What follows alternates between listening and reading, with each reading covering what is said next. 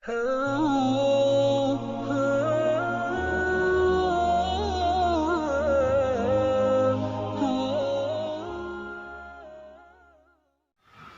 لله وحده لا شريك له والصلاة والسلام على من لا نبي بعده أما بعد فأعوذ بالله من الشيطان الرجيم بسم الله الرحمن الرحيم وهو الذي جعل لكم الليل والنهار خلفة لمن أراد أن يذكر أو أراد شكورا صدق الله مولانا العظيم۔ بزرگان محترم، معزز سامعین اکرام، انسان کو مختصر سی مدت کی مہلت دی گئی ہے۔ اس میں وہ جو کچھ بوئے گا آگے اسی کی فصل کاٹے گا۔ در حقیقت یہ دنیا آخرت کی کھیتی ہے، اور 4 دن کی اس عمر گزاری میں دائمی زندگی کا حال موقوف ہے۔ اس زندگی کے عمل سے وہ زندگی بنے گی کہ خاکی اپنی فطرت میں نہ نوری ہے نہ ناری۔ غفلت کے اس گرد و غبار سے نکلنے اور اصل تعمیری مقصد میں زندگی گزارنے کے لیے قرآن مجید نے جا بجا انسان کی توجہ دلائی ہے۔ قرآن مجید میں ارشاد باری تعالی ہے وَهُوَ الَّذِي جَعَلَ لَكُمُ اللَّيْلَ وَالنَّهَارَ خِلْفَةً لِمَنْ أَرَادَ أَنْ يَذَّكَّرَ أَوْ أَرَادَ شُكُورًا۔ رب کریم فرماتے ہیں، اور اللہ وہ ذات ہے جس نے رات دن ایک دوسرے کے پیچھے آنے جانے والے بنائے، اس شخص کے سمجھنے کے لیے جو سمجھنا چاہے یا شکر کرنا چاہے۔ قرآن میں زمانے اور دن رات کی قسم کے ساتھ ساتھ مختلف اوقات کی بھی قسمیں ملتی ہیں، کہیں صبح کی، کہیں ضحیٰ کی، اور کہیں وقت عصر کی قسم کھائی گئی ہے۔ ان قسموں کا ایک بڑا مقصد پکار کر انسان کو وقت اور اس کی عمر عزیز کی لہروں سے نفع اٹھانے اور پل پل لمحے کو تول کر خرچ کرنے کی طرف توجہ دلانا ہے۔ شریعت کے احکام میں ذرا غور کیجئے کہ اسلام نے ہر عمل اور ہر حکم کے متعلق ایک معین وقت کے اندر ادائیگی کی پابندی لگائی ہے۔ ہر نماز کی ادائیگی ایک معین وقت کی پابند ہے۔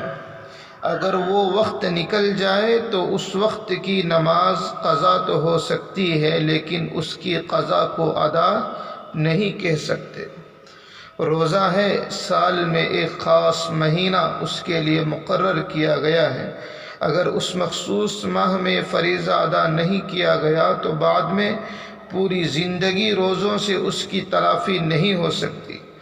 زکوٰۃ کو دیکھیں، ایک معین مدت گزر جانے کے بعد اس فریضے کی ادائیگی واجب ہوتی ہے۔ حج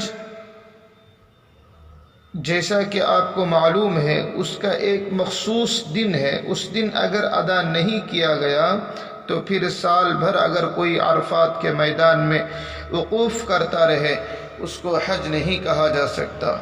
ان 5 بڑے ارکان کے علاوہ شریعت کے دیگر اکثر احکام بھی اسی طرح وقت کے نظم و ضبط کے ایک مخصوص نظام کے پابند ہیں۔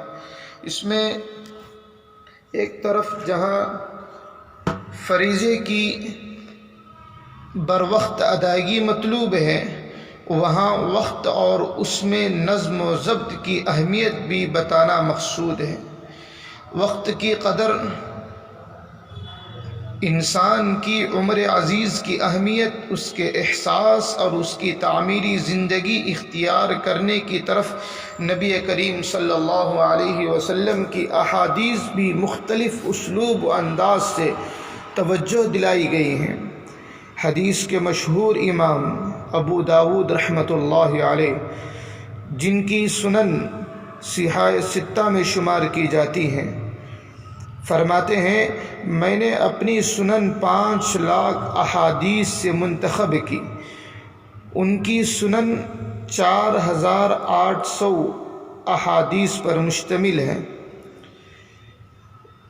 انہوں نے فرمایا میں نے اپنی سنن 5 لاکھ احادیث سے منتخب کی ہے، پھر انہوں نے اپنی سنن سے اسلامی نظام زندگی کے دستور کی جامعیت پر نمونے کے طور پر 4 احادیث کا انتخاب پیش کیا۔ ان 4 میں سے ایک حدیث یہ ہے، من حسن اسلام المرء ترکہ ما لا یعنیہ، اسلام کے حسن میں سے ایک بات یہ بھی ہے کہ انسان لا یعنی مشاغل ترک کر دے۔ اسی طرح حضور اقدس صلی اللہ علیہ وسلم سے ایک اور حدیث ارشاد ہوئی ہے، اغتنم 5 قبل 5 حیاتک قبل موتک وصحتک قبل سقمک وفراغک قبل شغلک وشبابک قبل حرمک وغناک قبل فقرک۔